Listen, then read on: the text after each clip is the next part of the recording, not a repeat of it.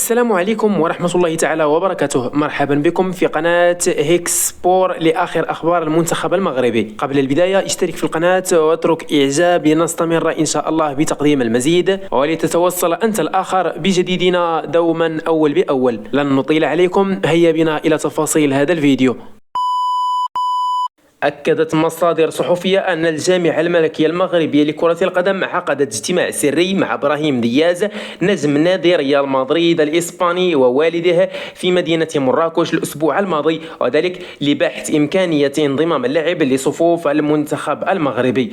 وحضر إبراهيم دياز ووالده إلى مراكش الأسبوع الماضي، حيث عقدا اجتماع حاسم مع المدرب وليد الركراكي وبعض مسؤولي الاتحاد المغربي لكرة القدم قبل أن يطلعا على مشروع المنتخب المغربي. ودار بينهما وبين وليد الركراكي حديث خاص، وأبدى اللاعب دياز حماس كبير لارتداء قميص المنتخب المغربي في المرحلة المقبلة، ويرفض الحديث عن المنتخب في لقاءاته الصحفية، ويفضل تدبير ملف انضمامه في سرية تامة لتفادي الضغط الإعلامي الإسباني.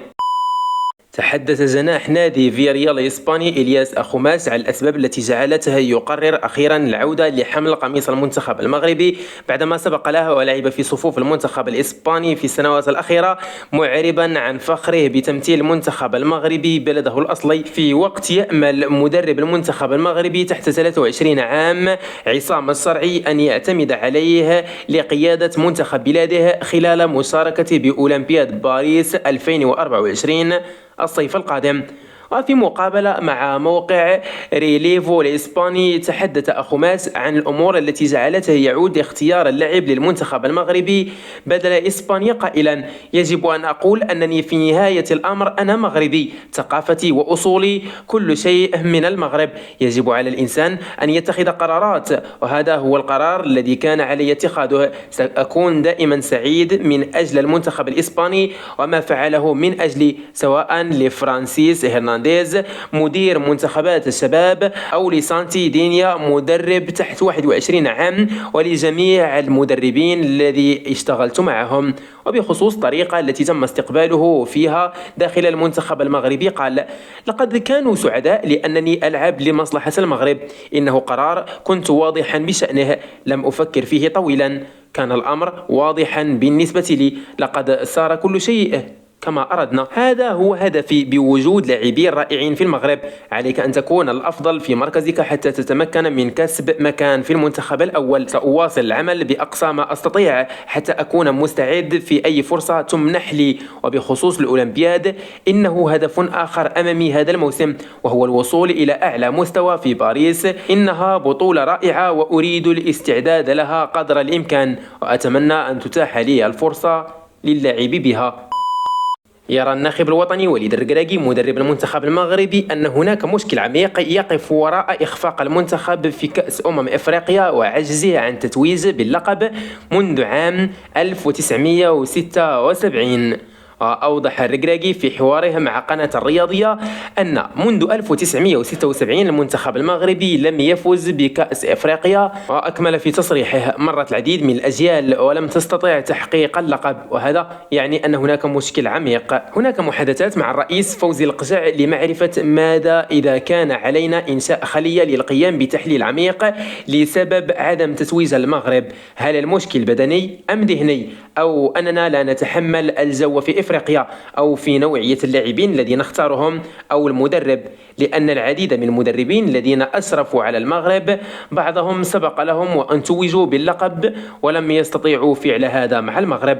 واختتم حديثه قائلا: هناك مشكل عميق يجب تحليله، وسنرى ما يمكننا فعله مع أخصائيين، سواء أطباء أو لاعبين سابقين أو حتى مدربين سابقين للمنتخب، لجمع التفاصيل والاشتغال عليها كي يكون المغرب في المستقبل في مستوى منتخبات غانا ونيجيريا ومصر والكاميرون التي تعرف كيفية الفوز في هذه البطولة. تصدر الإشارة إلى أن المنتخب المغربي ودع بطولة أفريقيا من ثمن النهائي بعد خسارته أمام جنوب أفريقيا ب2 مقابل 0. تقدم المنتخب المغربي بمركز واحد ليحتل الرتبة رقم 12 في التصنيف الشهري للمنتخبات الذي يصدره الاتحاد الدولي، وبحصوله على 1663.39 نقطة. ظل الأسود في المركز رقم واحد في إفريقيا متفوقين على السنغال الذي يحتل الرتبة رقم 17 برصيد 1620 نقطة. كما احتفظ المنتخب المغربي على المركز رقم واحد على المستوى العربي متقدما على منتخب مصر صاحب المركز 36 برصيد 1538. وعلى الصعيد العالمي لا تزال الأرجنتين في صدارة التصنيف، تليها فرنسا ثم إنجلترا. أعلن الاتحاد الأفريقي لكرة القدم الكاف عن مواعيد تصفيات كأس أفريقيا والتي ستنطلق بإجراء الدور التمهيدي شهر مارس المقبل، والتي ستلعب في المغرب 2025. ومن المرتقب أن تجرى الجولة الأولى والثانية من تصفيات كان المغرب في الفترة بين 2 و10 سبتمبر 2024، والجولة الثالثة والرابعة ما بين 7 و15 أكتوبر 2024، على أن تجرى الجولة الخامسة والسادسة في الفترة بين 11 و19 نوفمبر 2020. كما ستجمع مباريات الدور التمهيدي أضعف 8 منتخبات في التصنيف الدولي بنظام الذهاب والإياب خلال الفترة الممتدة بين 18 و26 مارس 2024. التفتت أنظار وليد الركراكي مدرب المنتخب المغربي للحارس علاء بالعروش حارس مرمى فريق ستراسبورج. وتألق علاء في مباراة ستراسبورج مع باريس سان جيرمان الأخيرة، والتي جمعتهما في إطار منافسات الموسم الجاري من الدوري الفرنسي. خطف بالعروش بعروضها الرائعة الأنظار عندما تصدى لركلة جزاء نفذها النجم كيليان مبابي قبل أن يواصل لفت الأنظار. ويجري وليد الركراكي المدير الفني للمنتخب المغربي زيارة أوروبية لبعض اللاعبين في الفترة الحالية للبحث عن المواهب الجديدة التي تمثل أسود الأطلس بعد الإخفاق في النسخة السابقة من كأس أفريقيا. وتواصل الركراكي مع بالعروش في الفترة الأخيرة وطلب منه الحفاظ على مستواه ومواصلة التألق في الدوري الفرنسي لضمان مركزه في منتخب المغرب الأول كحارس مرمى ثالث، وتهيئته لأن يصبح الحارس الأول خليفة لياسين بونو.